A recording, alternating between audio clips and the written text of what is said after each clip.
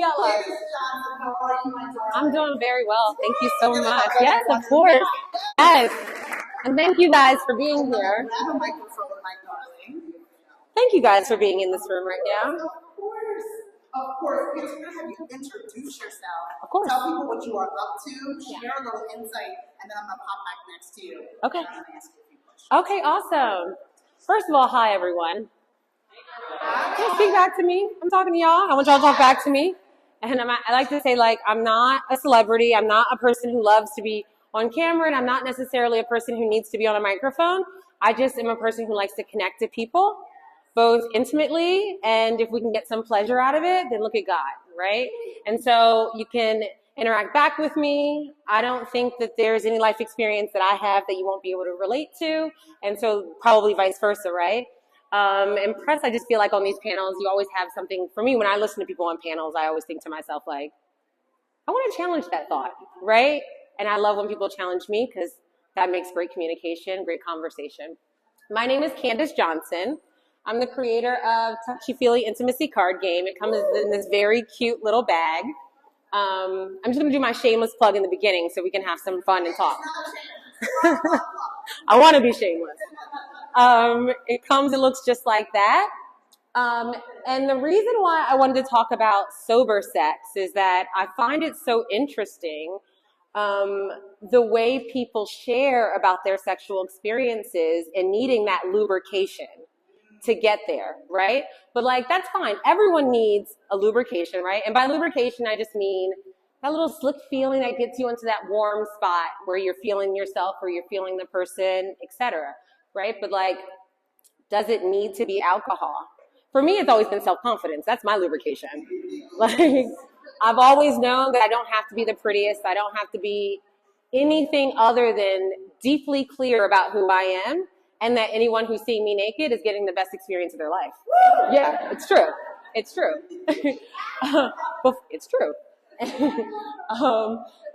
So I created Touchy Feely about a year ago. Well, actually, I'm sorry, it hit the market about a year ago. I created it about a year and a half ago. And the reason why is because I've been a person who's always been deeply in tune with my body, my intimacy, and my pleasure. Probably starting with my parents. My dad was an athlete. He was a basketball player. My mother was a dancer. So even before I became sexual, I was very clear that my body was a tool. It's a tool and it's an instrument, right? It's also a weapon now because I'm sexy. But like, what do you want to do with that tool, right? And then also the understanding that any tool can be a weapon. A hammer can put in a nail. It also can take down a person. And so being so comfortable with my own body then carried me through my teenage years when I wanted to be sexual. It allowed me to do that with so much freedom, no judgment whatsoever, at least not internally, and zero shame. And also, and thank God for this, it's given me the understanding that when other people do judge me or other people put their shame on me, it's really from their own dissatisfaction. It really has nothing to do with me. So then I don't have to take it so personally. Before I created Touchy Feely, I was a television news producer. And I'm only giving you this background information so it really goes to show you where my credibility comes from and my experience. So I did that for about 15 years. And so I say, like, on top of interviewing quite literally everyone, if anybody was in the limelight in the past 15 years, highest of the highs or lowest of the lows, likely I interviewed them. Secondly to that, I was a party girl with a press pass. So I slept with everybody. Yeah, and dated a few. So when you can accept so much pleasure, and when the joy of my life is to talk to people and making sure that you guys are feeling pleasure, then the game took literally 8 hours. It was the day after a really good date, and I thought to myself, you know what? I want everyone to feel this good, this free, and this lubricated to lean into what is, if it's for you. And we're all grown. So you know that. You have that feeling. So that stuff. Now the sober sex stuff. I wanted to start with this because I always try to think, how do you start something? Like, how do you make sure that I engage enough with the audience? And I always think it's fair to share a story that really lets you know who I am. And so I've only been sober for 4 days. I am not a sober person. I love a drink. I love a cocktail. But I remember Tanya said, you know, the party girl thing was definitely for me. That was one of the benefits of the press pass. Every party is free. Every cocktail is free. There's cocaine everywhere, depending on the decade we're talking. It's true. And, you know, when cocaine kind of faded out, now there's a big kick up in weed. And I don't mind accepting pleasure, but when the pleasure sort of cuts into long-term benefits, that's when I know it's okay, maybe it's not for me anymore. And that's my relationship with alcohol. I used to be able to drink 5 martinis, wake up the next morning, get my work done. Now 2 martinis and like, I need a day and a half in the bed. So now that alcohol is no longer serving me, it doesn't make sense to be served it. And so for me, I lean more onto weed. But I'm in a startup company that's in the red, so I'm losing a lot of money by the day. And so now the pleasures of spending money on drugs no longer make sense, right? Drugs should only be celebratory. And whatever your drug of, whatever your vice is, you know, this is what I mean by drugs. It should be celebratory. It should not be a dependency, and God forbid, it should not be an addiction. So I decided, you know what? Until your company gets to the black, let's just be sober.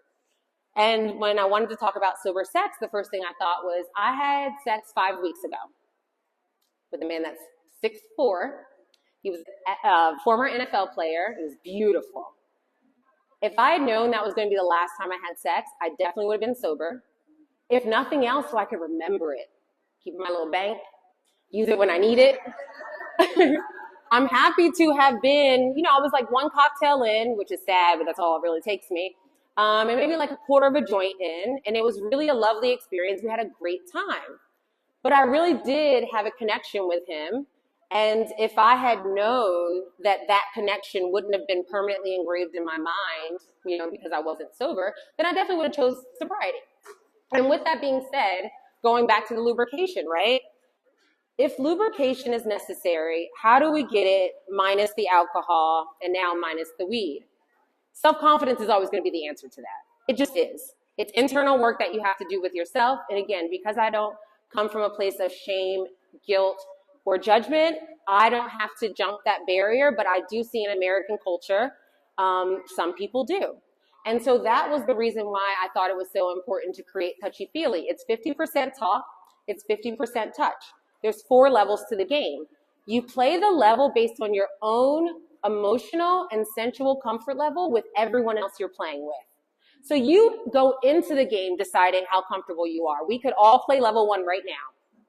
And the intention would be to talk to each other appropriately enough to make us all comfortable with each other, and then find a touch that relates to the appropriation of our meeting, right? Like, I could shake everyone's hand here, and for the most part, that would be comfortable, right? Some of you would be okay being hugged, right? Being patted on the back.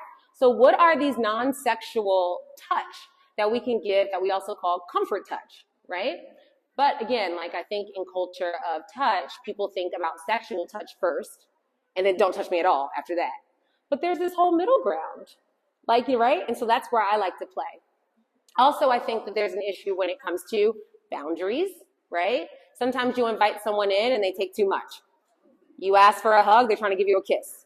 So, and then we do a lot of blaming of victims, right? So if I invite you in for a hug and you take a kiss and now I feel violated, somebody might look at me and say, but you asked for it. Again, so the reason why I wanted to create the game is so as long as you stay within your level, you're also staying within your consent, within your boundaries, and with your own trust. And what it really does in the game is it encourages on 2 levels. One, how intimate can you be with a person verbally? How comfortable are you sharing certain things about yourself? A level 1 question is, name a holiday or special occasion that brings you happiness. I went over that question with one of my ex-boyfriends. And he said, oh, I would never answer that question on the first date. Now, mind you, the reason why we broke up is because his emotional intimacy is infantile. But I asked him, I said, well, what is wrong with that question? And he says, it's just too much information for a first date. A holiday or special occasion? And he said, yeah. He said, if I talk about the traditions that are important to me, I'd have to talk about my family. If I talk about my family, I might share too much about my upbringing, how I was brought up, how I perceive family. And these are not things that I necessarily want to talk about on the first date. Okay, why? He goes, to me, it's a security issue. He's Homeland Security agent. Right. So while, of course, I judged him in the beginning and ended our relationship 6 years ago, it does make sense why that question would not be appropriate for him, but such is the conversation when you're going through the cards. And then it's not about what they don't answer, it's about why they don't answer it, right? Or why they don't know why they can't answer it. And even being able to do that work with someone is incredibly attractive. Even if you're not sexually attracted, it's appealing, right? Like, I loved him more when I understood that question. And then we have an opposing touch, because one, every good dealing starts with a talk, ends with a touch. Business deals. You make the deal, you shake hands. Wedding, you say your vows, you kiss, or you jump the broom, right? Or you stump the glass, right? Jewish weddings, such like that. So if you really think about the way we live our lives, talking and touching are both equally very, very, very important. It's just about keeping it all appropriate so that everyone involved feels comfortable. And at the end of the day, when you really can conceptualize that, you realize that all love is actually exactly the same. The intention is the only thing that separates the way you love your child from your partner, from your friend, from the way you guys are loving me right now, which is just giving me your undivided attention.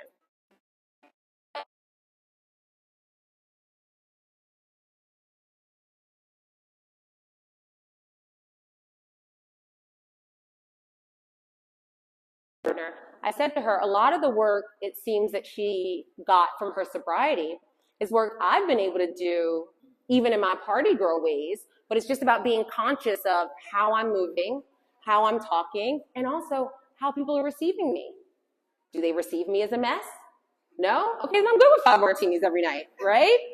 Is my work getting done? Does my skin still look good? I always say your bowel movements will tell you everything about who you are. Are your hips wide open? Women, our center of gravity is in our hips. So if you have lower back pain, if you feel like you can't, really get into your pelvis movements, that typically means that there's some work to be done, right? So I always think about all those things. But sobriety is a very beautiful experience, but it's really just, or for me, because, everyone has to have their own journey. For me, it's about, are you able to truly be yourself? And then can you take yourself and give it to someone else in trust, both verbally and, if you want to get to the good part, sexually. Reels I heard recently, and then I'm done, is, and I've been doing a lot of work with men now, is a Reels I heard this guy say, I need a warm feeling before I can talk to a woman intimately. And when he said, and the woman who was interviewing him said, how do you get a warm feeling? He goes, yeah, I'll do a couple cocktails. But really, think about that warm feeling, and think about the word lubrication I meant. It's really just the ease of space. If you guys were all talking amongst yourselves right now and not listening to me, I would feel a little bit less easy, right, to share. But because you guys are giving me so much with your attention, I want to give you all so much of what I know and what I think and what I believe, and hope to really have an interaction with you. I suppose that that's the same thing that man needs, right? He needs a space where he feels safe and there's no judgment or shame, and a really good question. Because a really good question will start a relationship, So these are the reasons why, again, I created the game is that if the self-confidence isn't innate within you, if getting to your sexiest self, which all of us are, I'm looking at all of you, everyone's very attractive, then how do we get to these feel-good moments, or how do we get our partners to see these feel-good moments without, reprimanding or treating someone poorly? Because I know, even with my ex, who I said, didn't like that one question, I reprimanded him for years about not being able to share emotionally. But what I never, ever took into account is he's Homeland Security. You know what I mean? They're trained to be protectors and to keep the secret. And that's been his whole career since he was 17 years old and went into the military. So the fact that I'm going, well, what do you feel? You don't love me. And I'm a crier. I'm so emotional. he did his best with me. But actually in creating this game and 6 years post into a breakup, I really learned, like, he wasn't crazy. I was crazy.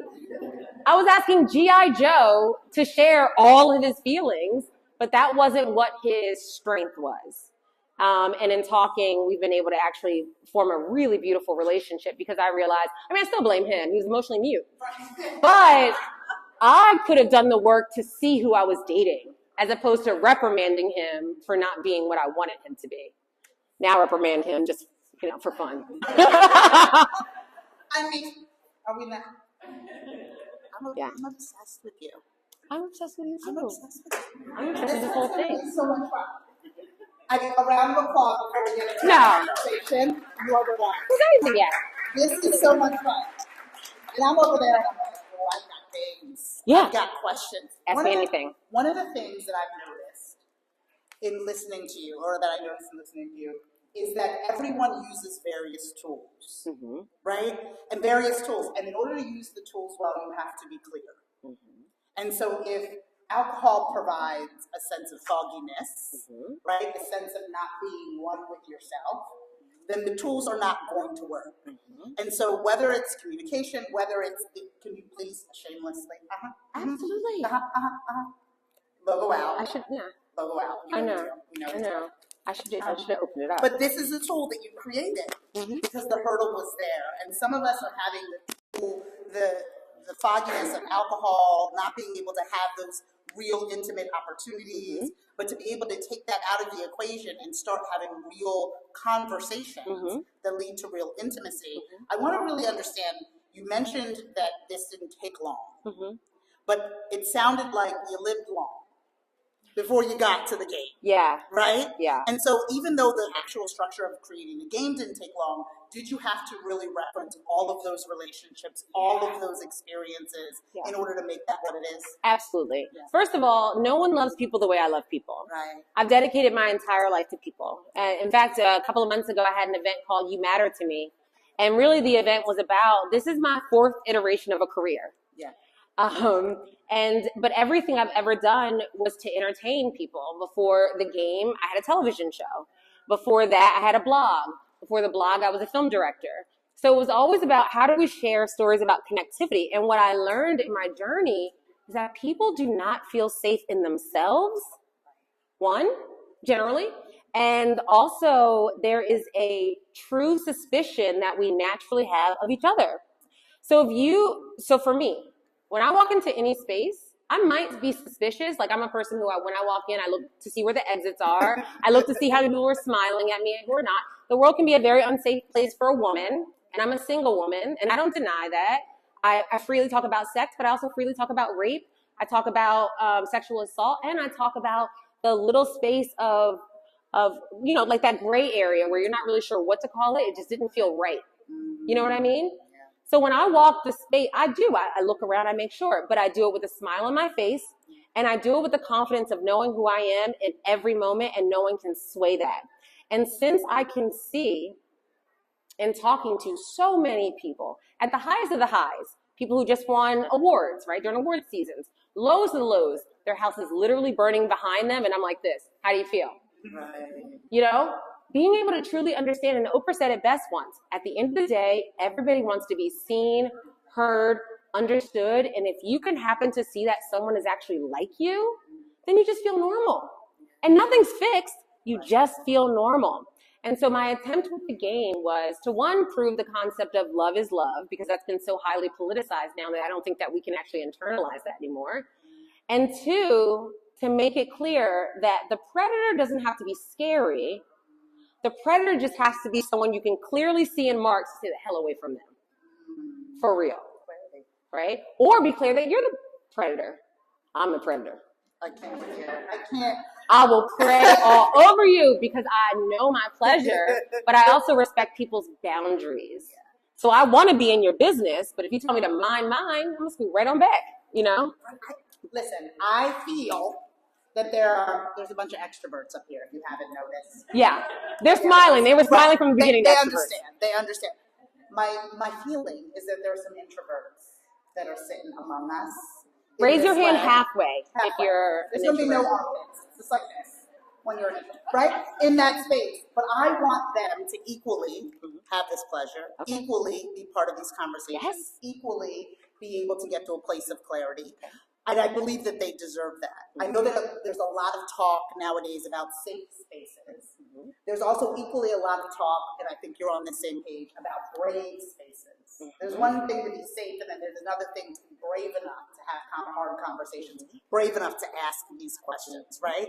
What advice would you provide those timid or those that are loud, that are still unbrave in those particular areas, that want to get that clarity, that want to be able to not only purchase this game, but use it? Purchasing it is one thing, allowing it for not to collect dust is another. Please. Right? Please. Right? So for them to get brave, for them to be able to gain that clarity, what kind of advice would you provide to those that are here that are, I want to be confident, I want to have these hard conversations? Yeah. Maybe something that you've used in the past, or maybe something you can advise them on. Number one thing, and I do this all the time with my exes, I call them all the time and I ask them for advice about how they experienced me when I was their girlfriend. It helps me with my future dating. How well do you take criticism from people you love the most and who love you the most? That'll tell you how much you respond to honesty, or how you respond to honesty. Once you know how you respond to honesty, then you'll know how much you know yourself. Because I know myself.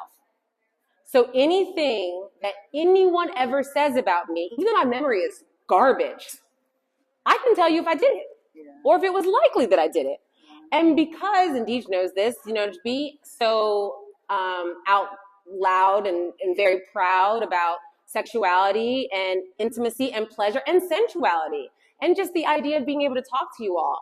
There are people who use my name in vain, but then I always tell people who are around me, does that sound like me? Does that sound like me? It doesn't? Okay, then who's offended? Who's bothered? So that's what I would say. I think number one, if you cannot have the hardest conversations with the people you love the most, then it's likely something that you have to start in here, right? And so that I always say is first. The second, which you would think would be the first, is when you talk to yourself, do you listen to your voice? Or do you spend time telling yourself, nah? When someone tells, like when the voice inside my head, I call it God, but everyone, conscious, whatever you want to call it, however you aim. When I have a voice inside me that says, go, I'm the fuck out of there. You don't know, I don't need to wait to find out why. I'm out. Why? I'm a loving person. I'm happy to be around everybody, and I'm very welcoming. So if I want to go, it's such a rare occurrence. I'm out, right? Consequently, if I wanted to leave, but there's something pulling me back in, I stay. I listen to the voice in my head, and if someone has a problem with that, we are welcome to have a conversation. And if at the end of that conversation, you still feel like I should have trusted you more than the voice in my head, we don't align. And I would say probably so then third, get real comfortable with loneliness. Because as the lady spoke up here before, as soon as, they were sharing it about sobriety, but I actually find that and generally, when you start to really trust yourself more over than anything else, people start to move away from you because they can't move you. They can't influence you, and they certainly cannot gaslight you. And if they do, they're doing it by themselves. People who fight me fight yourselves. I fight the devil. I don't fight people. There's nobody worth fighting. What do you want to fight about? What do you want to fight about? I will fight. I'd rather do it in bed. I'd be like, that would be fun. What number card is that? Right, exactly. Let me tell you. Well, I was telling one woman who bought the game, I was like, I can take a whole man down with a calf massage. So, and that's in level 2.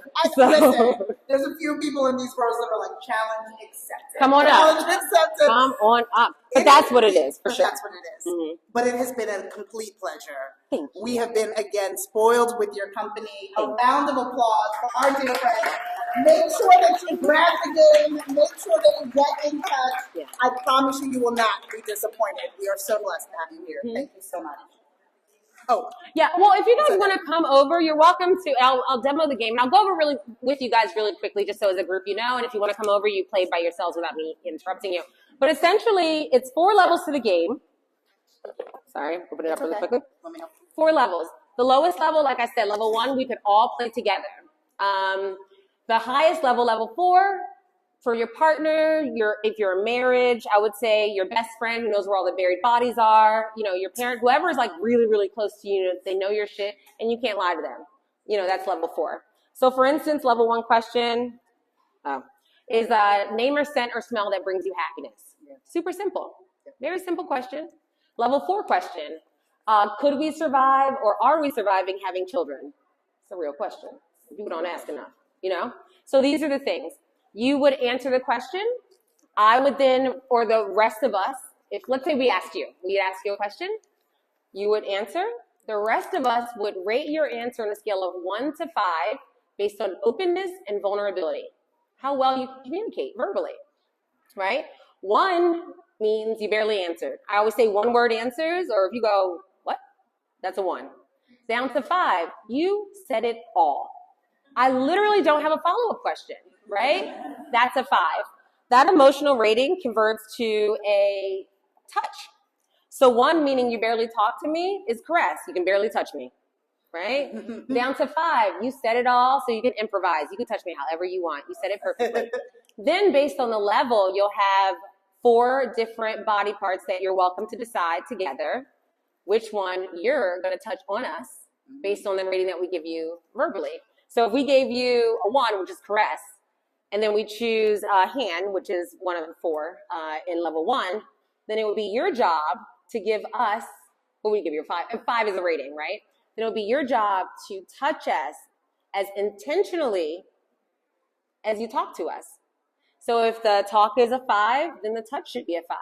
And I would say you always know that a touch is a 5 when someone is really sort of relaxed and in the feeling of the touch. And that's how you sort of know that you got the person. And then you switch and you do the next. But it's not about anything else other than I'm comfortable with this person emotionally, sensually, and or sexually. And this is the level I feel comfortable in looking at the questions. So okay, these are questions I'm comfortable answering, and also looking at the body parts.